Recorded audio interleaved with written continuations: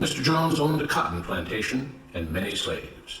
One day he was talking to the owner of the plantation next to his, and Mr. Jones was lamenting the fact that times were tough. He was having to work his slaves harder than ever, and was having trouble with some of them being disobedient or trying to run away. The other plantation owner said he knew someone who could help. Day 1. One day Mr. Jones called his slaves together so a man named Mr. Smith could talk to them. Before beginning, Mr. Smith whispered to Mr. Jones, "Whatever I say, do not contradict me or interfere, and I promise you your slave troubles will end." "My name is Mr. Smith," he said to the slaves, "and this may be the happiest day of your lives. From today forward, you will no longer be slaves, but free men." Mr. Jones was so shocked he started to step forward, but Mr. Smith gestured for him to remain silent. He did, only because the other plantation owner had spoken so highly of Mr. Smith's skills. "You are no longer the property of Mr. Jones," Mr. Smith continued. "You are free. No more will you be forced to labor for the benefit of Mr. Jones. Now you can work for yourselves." Now the slaves were all murmuring and looking at each other. Many were smiling, many were looking puzzled. "In fact, you are now free to leave the plantation whenever you want," Mr. Smith said. "However, since we are surrounded by other plantations, if you leave, some other plantation owner will likely claim you as his own the moment you set foot on his property. So I urge you not to risk your newfound freedom by doing something so foolish. Instead, I suggest that you stay here, no longer as slaves, but as willing participants and part owners of this plantation. Yes, this is now your plantation." Mr. Jones bit his tongue to keep from objecting. "For now, we might as well leave Mr. Jones in charge," said Mr. Smith, "since he's the only one with any experience at running a plantation, which is quite a complicated thing to manage. But he will no longer be your master, but just another worker on the plantation. In fact, he will now be using his organizational and management skills to serve you. Whatever problems you may have had with him before, you are now all equals, and you need each other to make this work. If we all cooperate and work together, we can all reap the benefits together. In honor of this happy occasion, I present you this new symbol of togetherness and cooperation, this flag, which shall be the emblem of the new free Jones plantation." He held up the new flag, but most of those listening were still too amazed to respond. "And this shall be our motto," Mr. Smith announced. "We work together as free men for our mutual benefit, pledging our allegiance to the Jones Plantation, which stands for prosperity, liberty, and justice for all. To celebrate, everyone has the rest of the day off. Enjoy your freedom, do as you please, and be back here tomorrow morning, bright and early, so that we may begin work on this great and noble new endeavor as equal free men." Finally convinced that Mr. Smith was serious, the former slaves applauded and cheered. Day 2. "We all want this plantation to do well," Mr. Smith said at the beginning of the next meeting, "so we can all share in the benefits. We all know that it takes a lot of effort to make a cotton plantation work. Just because you're all free doesn't mean you can stop working. In fact, since you're now working for yourselves, I expect you to work even harder than ever before, but now with pride and joy, knowing that you're working for yourselves. Of course, there still have to be rules. If everyone just does whatever he wants, the plantation won't produce anything. This experiment will fail and we'll all starve. You should be thankful that Mr. Jones has agreed to stay on to lend his knowledge and skills to this endeavor, and I trust you will all do your own part to make this work. Several of you have been chosen to act as project supervisors to manage different aspects of the operation, to make sure everyone is doing his assigned job, to make sure that the rules are followed, and so on. The rest of you may head out in the fields to start your first day of work as free men." Day 3. The next morning, Mr. Smith had a grim expression on his face as the daily meeting began. "I have an unpleasant duty to do today," he said. "Yesterday, Charles was caught keeping some of the cotton he picked, presumably to sell for his own personal profit. That is against the rules. That is stealing. For that, Charles must be punished." Two men tied Charles to the whipping post. "I take no joy in this," Mr. Smith continued, "but you must understand, if we do not maintain order, if we do not have rules that we all abide by, then the plantation will fail, and we will all suffer." The whip cracked against Charles' back. "But if we all pitch in for the common good, then we can all prosper. Being free doesn't mean you should be selfish and greedy. We must each do our assigned duties and obey the rules, and then we can all benefit, and each of you will receive your appropriate share of the profits." A young man named Samuel stepped forward. "But if you and Mr. Jones decide the rules and whip us if we disobey, how is that any different from what we had before?" "How can you say that?" Mr. Smith asked. "I'm shocked. You were a slave before, and now you're free. Things still need to be managed and organized by those best qualified to do so. Do you know how to run a plantation, Samuel?" "Well, no," he answered. "But if we're free, why do we get no say in what the rules are and how things work?" "I'm surprised at your ingratitude," Mr. Smith answered. "None of you know how a plantation is run, so you're in no position to be making decisions about how things are done here.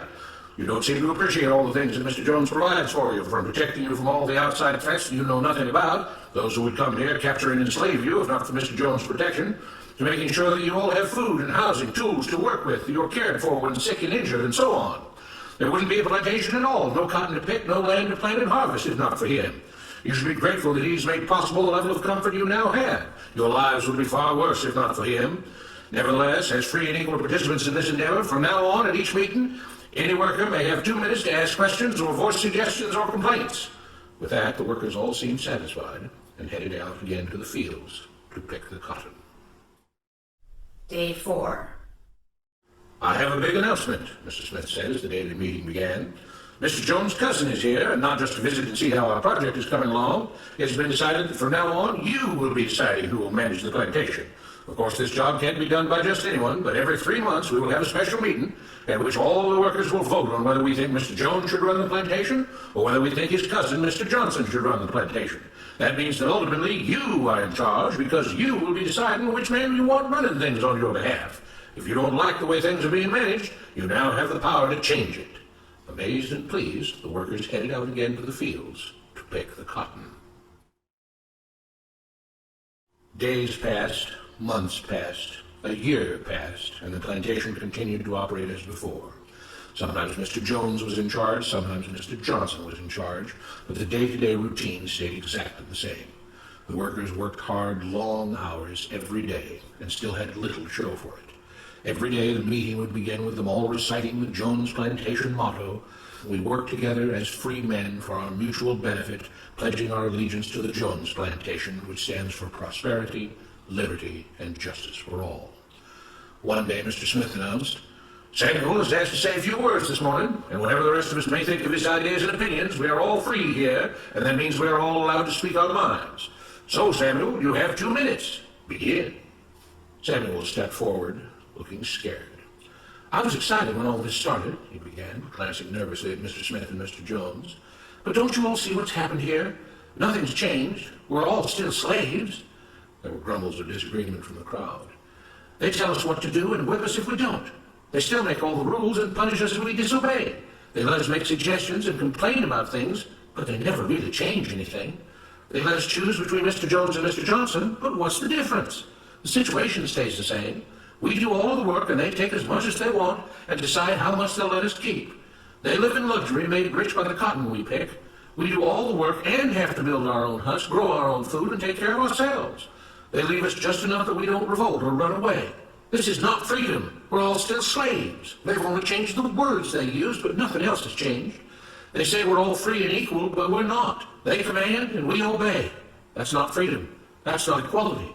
They say we're free to leave, but all that means is that we're free to be someone else's slave. Why should we work or obey the rules? We didn't agree to this. They made the system. They forced it on us. They control and rob us and call it freedom. They've deceived you into thinking that being able to choose which slave master you'll work for is the same as being free. It's not. Open your eyes. If you keep what you produce, they call it stealing. When they take what you produce, they call it sharing and fair distribution. Can't you see that this is all your time? Ease up, Samuel, Mr. Smith announced calmly. At his gesture, 2 supervisors grabbed Samuel by the arms and led him to the whipping post. "I'm sorry, Samuel, but you've broken the rules. There are rules against encouraging others not to work and encouraging others to break the rules. You're only hurting all of us with your discontentment and your complaining and your disobedience." The whip fell and Samuel let out a grunt. "Without rules, without order, all would be lost. Without law, there would be chaos. We can't just behave as wild animals, each doing whatever he pleases. We must all follow the plan and all do our duty for the betterment of everyone. And those who do not must be punished." The whip fell again and blood flowed freely from Samuel's back. "Samuel, it is you who are stealing from the others. When you don't do your assigned work, you are making more work for others. When you disobey the rules, it is you who are endangering the future of everyone else here. You are the thief. You are the criminal. You are the one trying to destroy the arrangement that keeps us all safe and prosperous." At every lash of the whip, the other workers cheered louder and louder, some yelling curses at Samuel. "Being spoiled and selfish, you complain about everything, talking as if you're oppressed. But you are the one ruining things. You are the one keeping us from being all we could be. It is your greed and your rebelliousness that is hurting all of us. They all play by the rules," Mr. Smith said, gesturing at the others. "What makes you think that you don't have to? You think you're above the law?" There were loud yells of agreement as the whip fell again. "We must maintain order," Mr. Smith proclaimed. "To make this plantation great, to make it so that we can all be happy and prosperous, to have the society we want, there have to be rules.